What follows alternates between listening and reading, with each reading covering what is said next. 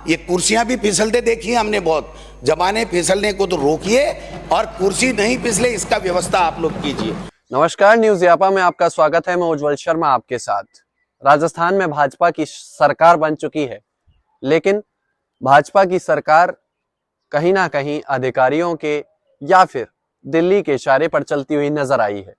जिस तरह से पहली कैबिनेट की मीटिंग में देरी हुई और उसके बाद जिस तरह से बार बार मुख्यमंत्री की जबान फिसलती हुई नजर आई, तो सरकार में अभी इतनी मजबूती नजर नहीं आई है जितनी एक सरकार बनने के बाद एक्टिव होती है सरकार, उतनी एक्टिव होती हुई यहाँ की बीजेपी सरकार नजर नहीं आई। फिर चाहे मध्य प्रदेश की बात कर लें, मध्य प्रदेश में जिस तरह से एक्टिव मोड में बीजेपी सरकार काम कर रही है, वैसा काम शायद राजस्थान में नहीं हो रहा है। और इन सब के बीच एक बड़ी जो सियासी गपशप कहें या फिर सियासी गलियारों में चर्चा कहें, तो वो चर्चा ये है कि क्या बीजेपी की सरकार में सब कुछ ठीक है? क्या बीजेपी की सरकार पूरे 5 साल पूरे कर पाएगी?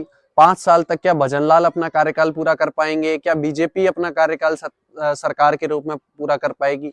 आखिर ये तमाम बातें आ कैसे रही हैं और आ कहां से रही हैं? क्योंकि जब तक आग नहीं लगेगी तब तक धुआं नहीं उठेगा, और धुआं वहीं से उठेगा जहां आग लगी होगी। तो क्या बीजेपी में कहीं ना कहीं अंतर्कलह है? और जो बीजेपी का एक चलन है कि अगर बीजेपी में अंतर्कलह है तो वो अंदर अंदर ही चलती रहती है, बाहर इतनी जल्दी नहीं आती है। अगर कांग्रेस में ऐसी अंतर्कलह होती तो अभी तक सड़कों पर होती। तो अब ये बात हम क्यों कह रहे हैं कि क्या बीजेपी की 5 साल सरकार पूरी करेगी? दरअसल आपने एक बयान सुना होगा विधानसभा में, जब गोविंद सिंह डोटासरा बोल रहे थे तो गोविंद सिंह डोटासरा ने कहा कि आप अपनी सरकार का तो पता कर लीजिए कि क्या पूरे 5 साल चलेगी, क्या आपकी कुर्सी फिसल जाएगी? हमने अच्छों की कुर्सी फिसलती हुई देखी है। फिर उसके बाद वसुंधरा राजे बुधवार शाम को राज्यपाल से मुलाकात करती हैं, और उससे पहले भी तमाम तरह की बातें आई कि क्या बीजेपी में जो मुख्यमंत्री बनाए गए, पर्ची से मुख्यमंत्री को बनाया गया, मंत्रिमंडल बनाया गया और तमाम बड़े और दिग्गज चेहरों को साइडलाइन कर दिया गया। तो क्या इतना सब कुछ करने के बाद बीजेपी में सब कुछ ठीक है? ये सवाल अभी भी उठना लाजमी है, क्योंकि दिग्गजों को इतनी आसानी से राजस्थान में साइडलाइन कर दिया गया, जो कि शायद इतना आसान था नहीं। वसुंधरा राजे हों, कालीचरण सर्राफ हों, वसुंधरा खेमे के तमाम दिग्गज विधायक हों, नरपत सिंह राजवी हों, यूनुस खान को टिकट काट कर ही पहले साइड कर दिया था।